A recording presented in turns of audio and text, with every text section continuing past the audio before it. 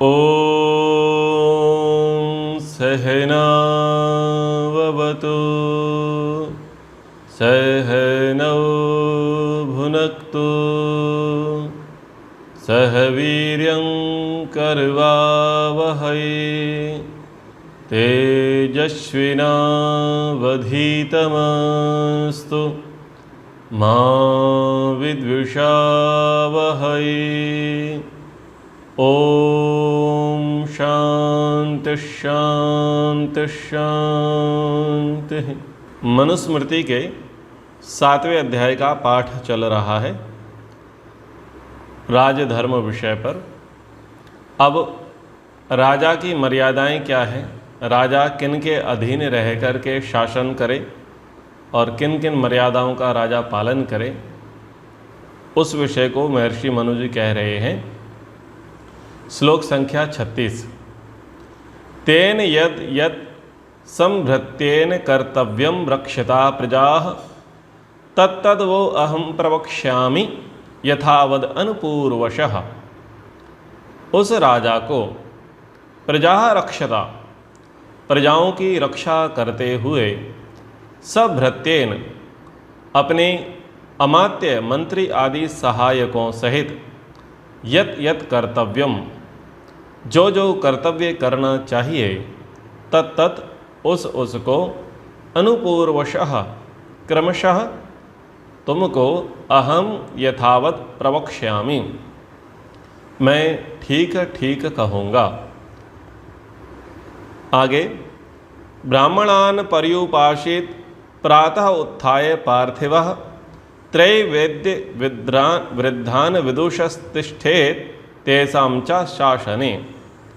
पार्थिवः, राजा प्रातः उत्थाय, सवेरे उठकर, त्रैविद्य वृद्धान विदुषा ब्राह्मणान, ऋक् शाम यजु रूपी त्रय विद्या में बढ़े चढ़े अर्थात पारंगत आचार्य ऋत्विजादि विद्वान ब्राह्मणों की परि उपासित अभिवादन आदि से सत्कार एवं शिक्षा के लिए संगति करे और सभी राजसभासदों सहित तेषाम उन शिक्षक विद्वानों के शासने तिष्ठेत, निर्देशन और मर्यादा में स्थित रहे। इसके बाद कहा, वृद्धांश नित्यम सेवेत विप्रान वेद विदः शुचीन वृद्ध सेवी ही सततम रक्षो भी अभिपूज्यते। और उन शुचीन शुद्ध आत्मा वाले वेदवितः वेद के जाता, वृद्धान विप्रान ज्ञान एवं तपस्या में बढ़े चढ़े विद्वानों की नित्यम सेवेत प्रतिदिन सेवा करे अर्थात आदर सत्कार और संगति करे, क्योंकि सततम वृद्ध सेवी सदैव ज्ञान आदि से बढ़े चढ़े विद्वानों का सेवा करने वाला राजा का रक्षो भी अपि पूज्यते, राक्षस अर्थात विरोधी भी आदर करते हैं, अर्थात मर्यादाओं व्यवस्थाओं को भंग करने वाले पाप कर्मकारी राक्षस भी उस राजा का सम्मान करते हैं और उससे भयभीत होकर वश में रहते हैं। फिर मनुष्यों की तो बात ही क्या, वे भी स्वतः वशीभूत ही रहते हैं। तीनों श्लोकों को समझने का प्रयास करते हैं। महर्षि मनु जी ने कहा कि राजा किस प्रकार का होना चाहिए, राजा के किस प्रकार के गुण होने चाहिए, इतनी सारी बातें अब आपको कह दी हैं। अब राजा की दिनचर्या क्या हो, उसका रूटीन क्या हो, और उसके अधीनस्थ जो सभासद हैं, अमात्य हैं, मंत्री हैं, सेवक हैं, सैनिक हैं, सेनापति हैं और भृत्य आदि हैं, उनके प्रति क्या मर्यादा रहे, उनके प्रति कैसा अनुशासन रहे, इस बात को अब मैं क्रमशः ठीक ठीक कहूँगा। यानी महर्षि मनु जी कहते हैं कि मैं अब इस व्यवस्था के विषय में आपको उपदेश करूँगा। तो सबसे पहले उपदेश किया राजा के विषय में। राजा क्या करे, राजा तो बन गया है, परंतु क्या करे, जो राजनीति शास्त्र का, धर्मशास्त्र का अच्छी प्रकार से जिन्होंने अध्ययन किया है, अध्येता हैं, उपदेशक हैं और जो इसमें निपुण कुशल प्रवीण हैं, इसके साथ साथ जो अन्य प्रकार के धर्मों के जानकार हैं, ब्राह्मण धर्म, क्षत्रिय धर्म, वैश्य धर्म, शूद्र धर्म, ब्रह्मचारी का धर्म, गृहस्थी का धर्म, वानप्रस्थी का धर्म, सन्यासी का जो धर्म है, इन सब धर्मों को जो ठीक ठीक प्रकार से जानते हैं, अथवा जो त्रय विद्या, जिन्होंने तीनों विद्याओं को ठीक ठीक जाना हुआ है, उनका जो प्रतिपाद्य विषय है वो ज्ञान कर्म उपासना ही है। तो जो इस प्रकार से इन सब विद्याओं में पारंगत लोग हैं, विद्वान हैं, ज्ञान वृद्ध वयोवृद्ध लोग हैं, उनके अनुशासन में रहे। राजा प्रतिदिन उठ करके नित्य क्रिया को करते हुए अग्निहोत्र करे, संध्योपासना करे और विद्वान ब्राह्मणों की संगति करे, यानी जिनके विषय में अभी बताया था उनकी संगति करे, उनके अनुशासन में रहे। जब राजा अपने से श्रेष्ठ विद्वानों की संगति में रहता है और न केवल संगति में रहता है, वह स्वयं शुद्ध अंतःकरण वाला होता है, वेदों को जानने वाला होता है, सब विद्याओं को वो जानने वाला होता है और स्वयं तपस्या में रत रहता है, धर्माचरण करता है, तो उस राजा का सत्कार, उस राजा की मर्यादा का लोहा न केवल उसके राज्य के लोग, उसके समर्थक लोग मानते हैं, अपितु जो राज्य के विरोधी लोग हैं, जो राक्षस हैं, वो भी उस राजा की इस मर्यादा का लोहा मानते हैं, उसकी प्रशंसा करते हैं। तो साधारण मनुष्य की बात है क्या? यानी राजा तो वही होना चाहिए कि पक्षधर तो पक्षधर, विपक्षी लोग भी क्या करें, मुक्त कंठ से उसकी प्रशंसा करें कि वाह, राजा वो था, मंत्री वो था, महामात्य वो था। अगर विरोधी पक्ष भी आपकी प्रशंसा करता है, इसका अर्थ ये है कि आप उन सब में सर्वगुण संपन्न थे, आप उन सब में बड़े चढ़े थे। तो ऐसा जो है राजा को होना चाहिए। अब इसमें एक परंपरा चले। शास्त्रकार ने क्या कहा कि राजा को ब्राह्मणों के अनुसार चलने वाला होना चाहिए। तो आपने पढ़ा होगा कि राज पुरोहित हैं, कुलगुरु हैं, राज्य वैद्य हैं, ऐसे ऐसे कुछ उपाधियां प्राचीन काल से चलती आईं, राज पुरोहित और कुलगुरु की। आप जानते हैं कि जब तक कुशल विद्वान ब्राह्मण थे, जो वेद विद्या को, राजनीति शास्त्र को, अर्थशास्त्र को, नीति शास्त्र को और सब धर्मशास्त्रों को अच्छे से जानते थे, तो उन्होंने राजा को भी यही विद्याएं पढ़ाई और उन विद्याओं में पारंगत करके विशेष तौर पर राजनीति शास्त्र, छात्र धर्म की शिक्षा दीक्षा दे करके उसको राजा बनाया। तो पहले परंपराएं कम थीं कि राजा का बेटा राजा बनेगा और ब्राह्मण का बेटा ब्राह्मण बनेगा, और यदि किसी को बनना होता था तो वो योग्यता प्राप्त करे, उस प्रकार की शिक्षा प्राप्त करे, ये नियम था। महाभारत काल के पश्चात स्थितियां ऐसी हुईं कि वर्ण संकरता आ गई। वर्ण संकरता आई और जातिवाद बढ़ा। जो कर्मणा व्यवस्था थी, कर्मणा व्यवस्था बदल करके जन्मना व्यवस्था हो गई। फिर क्या परंपरा चली कि राजा का बेटा सदा राजा रहेगा और राज पुरोहित का बेटा सदा राज पुरोहित रहेगा, कुलगुरु का बेटा सदा कुलगुरु बन रहेगा। तो ये परंपरा चलती चली आई। लेकिन किस आधार पर वो कुलगुरु हुआ करते थे, किस आधार पर वो राज पुरोहित हुआ करते थे, वो जो आधार थे या वो मर्यादाएं थी, वो जो नीतियां थी, वो समय के साथ साथ धूमिल हो गई। अब परिणाम क्या निकला? परिणाम ये निकला कि क्षत्रियों को तो ये बता दिया गया कि तुमको तो ब्राह्मणों के अधीनस्थ ही रहना है। तो मंत्री का जो पद है, वो मंत्री के पद सदा जो है ब्राह्मण के रहे, राज पुरोहित के पद ब्राह्मण के रहे, कुलगुरु के पद ब्राह्मण के रहे, यानी वंशानुगत रहे। आप मध्य भारत, मध्यकालीन युग का इतिहास जब पढ़ते हैं तो बहुत सारे राजाओं की युद्ध में हार और मृत्यु का कारण कौन रहे? राज पुरोहित कुलगुरु रहे। क्यों रहे?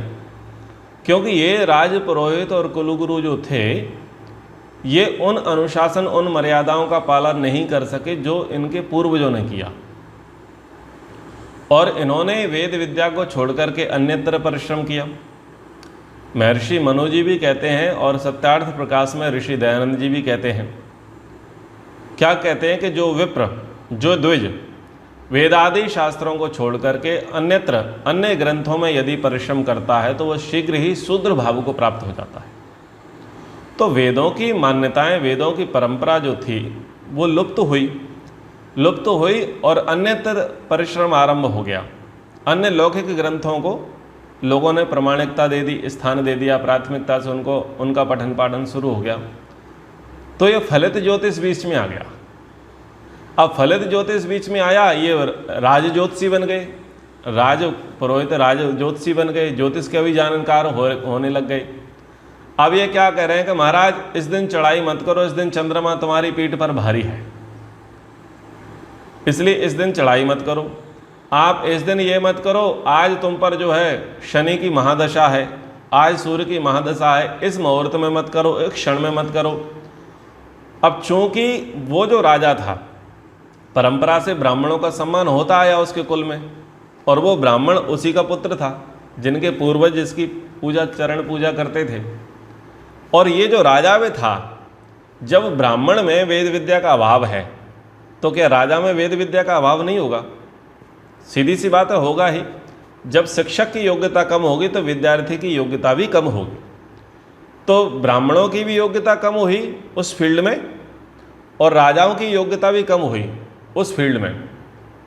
राजाओं में बाहुबल तो था, पर जो मानसिक बल और दूरदर्शिता जिसे कह सकते हैं वो धीरे धीरे संकुचित हो गई।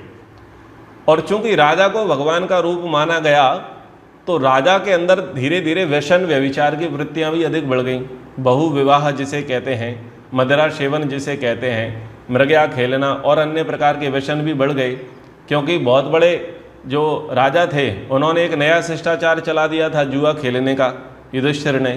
तो बोले राजा युधिष्ठिर जैसा जुआ खेल सकता है तो हम क्यों नहीं खेल सकते। तो बहुत सारी विसंगतियां राज परिवारों में आई। अब इनको लड़ाई करना है, मुगल सामने खड़े हैं, तो अब दब्बू हो गए, कमज़ोर तो बनी ही गए हैं क्योंकि डर व्याप्त हो गया है। हमारे यहाँ डर का शासन चलता है, धर्म में डर न सिखा दिया है। बिल्ली जा रही, आप जा रहे हैं और बिल्ली रास्ता काट जाए तो अब इधर आगे नहीं जाना। मंगलवार बुधवार को उत्तर दिशा में नहीं जाना, गुरुवार को जो है दक्षिण दिशा में नहीं जाना, इस बार को इस दिशा में नहीं जाना, शनिवार को लोहा नहीं खरीदना, मंगलवार को शनिवार को दाढ़ी नहीं बनवाना, बुधवार रविवार को तुलसी नहीं तोड़ना, ये नहीं करना, वो नहीं करना। दुनिया जमाने का डर जो है आज हिंदू जाति के भीतर इनबिल्ट कर दिया है, ट्रांसप्लांट कर दिया है, घुसा दिया है। अब तो व्यक्ति का विश्वास किस पर बढ़ गया है? कोई पैर में काला धागा बांधता है, कोई हाथ में काला धागा बांधता है, कोई तावीज बांधता है, कोई पत्थरों के भरोसे जीवन चलता है।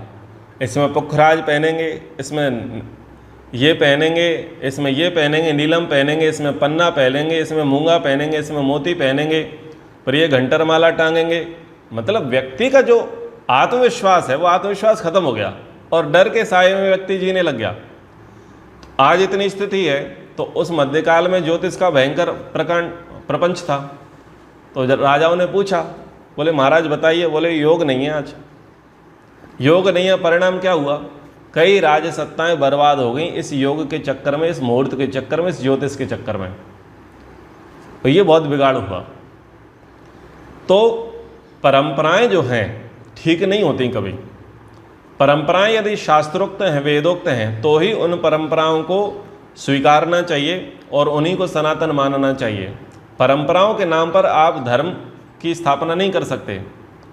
जो हर युग में परंपराएं बदल रही हैं उसको कैसे तुम धर्म का रूप दे दोगे? वो धर्म का रूप नहीं दी जा सकती। तो ये चीज़ें बहुत ज़्यादा करके क्या हुआ, मध्यकाल में इनसे नुकसान हुआ। और इसके नुकसान का परिणाम आज ये है कि दो जो मुख्य जातियां हैं, एक ब्राह्मण जाति और क्षत्रिय जाति, ये किसी काल में इनके अंदर स्वामी सेवक का जो भाव था, अब इनमें 36 का आंकड़ा है। 36 का आंकड़ा है। और 36 का आंकड़ा कराने के लिए जो बचा कुचा कार्य था वो राम और परशुराम से हो गया और उनकी गलत व्याख्या कर देने से हुआ। तो ऐसे ये बिगाड़ हुआ। लेकिन ये मूल रूप में था।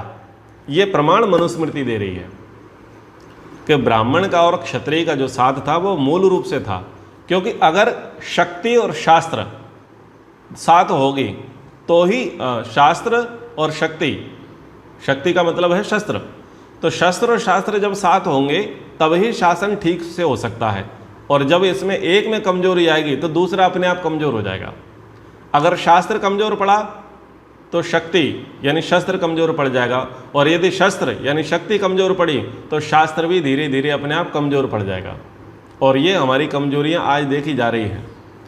तो इतनी अच्छी बातें यहाँ पर महर्षि मनु जी ने दी हैं कि यदि वो राजा जो है, यदि उस प्रकार के ब्राह्मणों के सानिध्य में रहेंगे, ऐसे ब्राह्मण वेद वेत्ता जो धर्म के, नीति के, अर्थशास्त्र के सब प्रकार के जानकार हैं और बहुत सारे व्यवहारों को जानते हैं, ऐसे कुशल विद्वानों के सानिध्य में जो राजा रहेगा वो राजा कभी विनाश को प्राप्त नहीं होगा, बशर्ते वो राजा भी उन विद्याओं को जाने।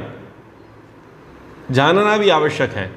और फिर वो क्या करे, नित्य उनकी सेवा करे। सबसे पहले किससे मिले, अपनी हाजिरी सबसे पहले किसको देवे, ब्राह्मणों को अपनी हाजिरी देवे, यानी राज पुरोहित को, राजगुरुओं को जो होते हैं उनको पहले मिले, उनसे कुशल क्षेम लेवे। तो ये परंपरा रहती थी। जब जब ऐसी परंपराएं थीं तब तब राजा जो है चक्रवर्ती सम्राट तक की उपाधि प्राप्त कर चुके थे।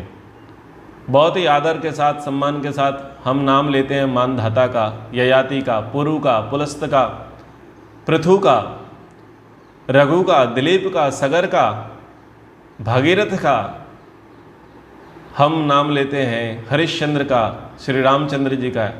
ऐसे ऐसे राजा रहे, इनकी यही परंपरा रही, क्योंकि इनके जो कुलगुरु राज पुरोहित थे वो उच्च कोटि के साधक तपस्वी थे। और ये जो राजा लोग थे ये भी उनके शरण में रहते, तो इनकी भी योग्यता बड़ी अच्छी थी। राजा जनक और याज्ञवल्क्य के विषय में आप सुनते हैं, उनकी भी ऐसी योग्यता रही। और युधिष्ठिर और महर्षि व्यास, इनकी भी यही स्थिति थी। युधिष्ठिर भी कैसे थे, शत्रुओं के द्वारा पूजित थे। मित्र तो उनका सम्मान करते ही करते थे, पर शत्रु भी उनका सम्मान करते थे। इतनी अच्छी योग्यता वाले राजा युधिष्ठिर रहे। तो जब तक ऐसे राजा रहे और ऐसे कुलगुरु रहे तब तक राज्य जो है व्यवस्थित रहा, विस्तार को प्राप्त किया, अपने उत्कर्ष पर था, उसका वैभव था। और ना केवल वो एक भूखंड के राजा हुए, अभी तो वो चक्रवर्ती सम्राट बनने का सामर्थ्य भी उनका हुआ। और देखो ऐसे ही राजा हुए चंद्रगुप्त मौर्य, जो स्वयं युद्ध नीति को जानते थे, अर्थशास्त्र को, राजनीति, धर्मशास्त्र सबको जानते थे, और उनके योग्य गुरु थे आचार्य चाणक्य।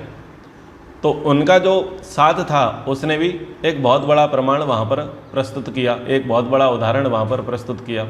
तो ये परंपराएं रही हैं। अगर इस परंपरा से चलेंगे, इस संविधान का, मानव संविधान का पालन करेंगे, तो राजा भी सुरक्षित रहेगा और राज्य भी सुरक्षित रहेगा। और राजा और राज्य सुरक्षित है तो प्रजा तो स्वयमेव सुरक्षित है। अगर राजा असुरक्षित है तो प्रजा भी असुरक्षित है। अब राजा असुरक्षित किससे है, बाहर के शत्रुओं से नहीं। राजा हमेशा असुरक्षित रहता है भीतर के शत्रुओं से। और भीतर के शत्रु क्या है, इंद्रिय लोलुपता। राजा का सबसे बड़ा जो शत्रु है, राजा का सबसे बड़ा शत्रु है इंद्रिय लोलुपता। तो राजा को जितेंद्रिय कहा गया कि जितेंद्रिय रहेगा तो सुरक्षित रहेगा, और इंद्रिय लोलुप रहेगा तो मारा जाएगा। क्योंकि जब स्वयं में कमी होगी तो फिर वो दूसरों पर नकेल नहीं कर सकता। जब राजा स्वयं शराब पीने वाला हो तो क्या वो अपने राज्य में शराबबंदी कर देगा? जब राजा स्वयं घूसखोरी करता हो तो क्या अपने मंत्रियों को बोल देगा घूसखोरी मत करो? जब राजा स्वयं व्यभिचार में रुचि रखने वाला हो तो क्या व्यभिचार के खिलाफ कठोर कानून लेकर के आएगा? जो राजा स्वयं अनुशासन में नहीं चलेगा वो प्रजा को क्या ही अनुशासन में चलाएगा। आज आप देख लीजिए, हमारे जितने सांसद हैं, विधायक हैं, मंत्री हैं, प्रधानमंत्री हैं, राष्ट्रपति हैं, जो भी हैं, जब स्वयं के दामन जो है गड़बड़ घोटाले वाले हैं तो वो दूसरे के घोटालों को कैसे ही उजागर करेंगे, कैसे ही मानेंगे? कैसे देश में शराबबंदी होगी? कैसे देश में गौ हत्या बंद होगी? कैसे देश में मांसाहार बंद होगा? भारत जो है सबसे बड़ा मांस निर्यातक देश बनने की होड़ में है। क्यों? तुम खुद खा रहे हो। जो खुद खा रहा है वो दूसरे को खाने से कैसे मना कर सकता है? जो खुद पी रहा है दूसरे को पीने से कैसे मना कर सकता है? जो खुद घूस ले रहा है तो वो भ्रष्टाचारियों पर नकेल कैसे कर सकता है? जिसको स्वयं को अपने परिवार की पड़ी है वो दूसरों को क्या ही शिक्षा देगा कि तुम अपने परिवार की मत सोचो, देश की पहले सोचो। तो ये सारी चीज़ें इसीलिए कहा गया यथा राजा तथा प्रजा। अगर जितेंद्रिय राजा होगा तो जितेंद्रिय प्रजा होगी, और इंद्रिय लोलूप राजा होगा तो इंद्रिय लोलूप प्रजा होगी। प्रजा बाद में होगी, सबसे पहले होंगे मंत्री, मंत्रीगण, कैबिनेट जो होगी वो सबसे पहले उसकी भ्रष्ट होगी, क्योंकि राजा कमज़ोर है तो जो कैबिनेट है वह भी कमज़ोर ही होगी।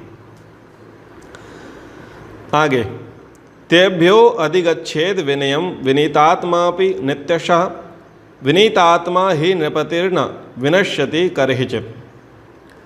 विनीत आत्मा अपि, विनयी अर्थात राजनीतिक अनुशासन एवं मर्यादाओं में रहने के स्वभाव वाला होते हुए भी राजा अपने राजसभासदों भृत्यों सहित वेदवेत्ता गुरुजनों से नित्यशः प्रतिदिन विनयम अधिगच्छेत, अनुशासन और मर्यादा की शिक्षा ग्रहण करे, क्योंकि विनीत आत्मा नृपति, अनुशासन में रहने वाला और नीति जानने वाला राजा करहिचित न विनश्यति, कभी विनाश को प्राप्त नहीं करता, परंतु स्वेच्छाचारी राजा अवश्य विनष्ट हो जाता है।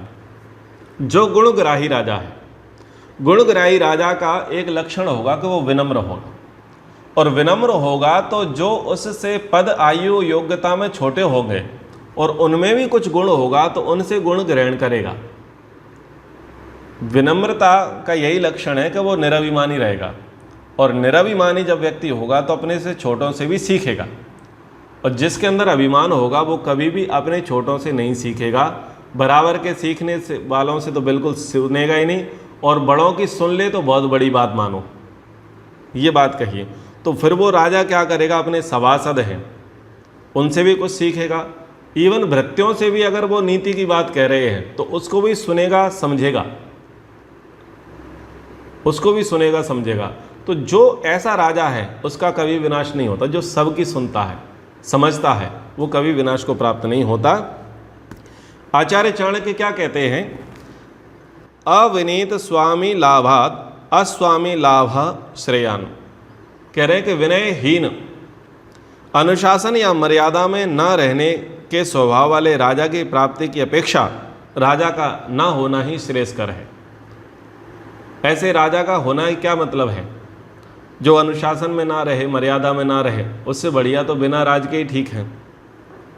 तो राजा को सदैव विद्या विनयशील होना चाहिए, अनुशासन मर्यादा में रहने वाला होना चाहिए, तब ही वो क्या करेगा, दूसरों को मर्यादा का अनुशासन का उपदेश कर सकेगा और उसमें रहने के लिए दंडित भी करेगा।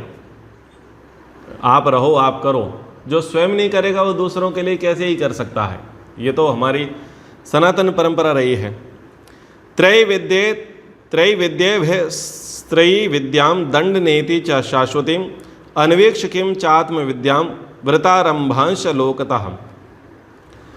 तो यहाँ पर कुछ विद्याओं की चर्चा महर्षि मनु जी कह रहे हैं। राजा और राज्यसभा के सभासद तब हो सकते हैं जब वे चारों वेदों की कर्म उपासना ज्ञान विद्याओं के जानने वालों से तीनों विद्या सनातन दंड नीति न्याय विद्या आत्मविद्या अर्थात परमात्मा के गुणकर्म स्वभाव रूप को यथावत जानने रूप ब्रह्म विद्या और लोक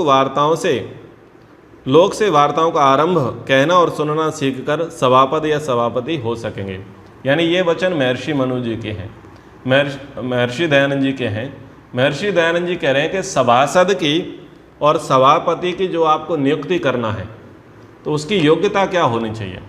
यानी आप स्पीकर चुनते हैं, सभापति महोदय आप प्रयोग करते हैं शब्द का, राज्यसभा के सभापति होते हैं, लोकसभा के सभापति होते हैं और सभासद होते हैं जो सभ्यजन होते हैं या जिनको आज कैबिनेट मिनिस्टर आप कह सकते हैं।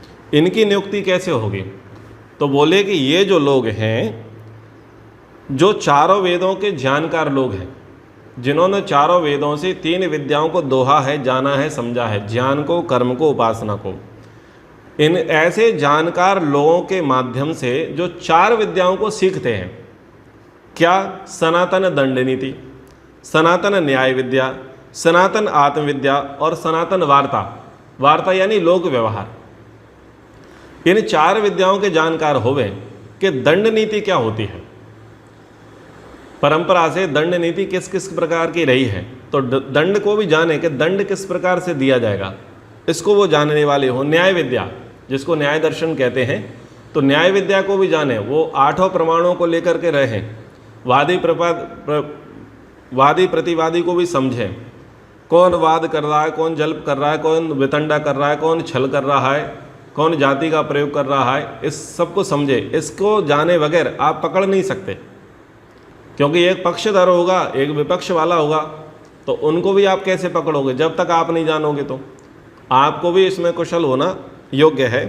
फिर आत्मविद्या यानी अध्यात्म विद्या के भी आप जानकार हो, और उसके बाद होते हैं लोक विद्या, वार्ता, यानी लोगों का जो व्यवहार होता है, सामाजिक जिसको बोलते हैं ना लोक रीति, लोक रीति का भी जानकार हो, वार्ता व्यवहार को भी जानने वाला हो। जब इन सबको वह जानने वाला होगा तो वही व्यक्ति जो है सभापति बनने और सभासद बनने योग्य होगा। तो जब इनमें ऐसी योग्यता होनी चाहिए तो राजा तो इनसे ऊपर होना चाहिए, तभी जाकर के क्या होगा, ये संसद चल सकती हैं, धर्मार्य सभा, राजार्य सभा, विद्या सभाएं जो है ये व्यवस्थित रूप से चल सकती हैं। तो इन विद्याओं का यहाँ पर उपदेश किया गया। अब जो प्रसंग हमने कहा जितेंद्रिय राजा, तो उस प्रसंग को आगे लेंगे कि जितेंद्रिय राजा होगा तो राष्ट्र सुरक्षित होगा, और अजितेंद्रिय राजा होगा तो राष्ट्र सुरक्षित नहीं होगा, राष्ट्र का विनाश हो जाएगा। क्योंकि वेद में भी कहा ब्रह्मचर्येण तपसा राजा राष्ट्रम विरक्षति। जो जितेंद्रिय होगा, जिसने वेद पढ़े होंगे और जो तपस्वी होगा, वही राजा राष्ट्र की रक्षा कर सकता है, अन्य नहीं कर सकता। तो इन प्रसंगों को आगे समझेंगे। समय के अनुसार कक्षा को अब विराम की ओर लेकर के जाते हैं। एक बार ओम का उच्चारण। ओम।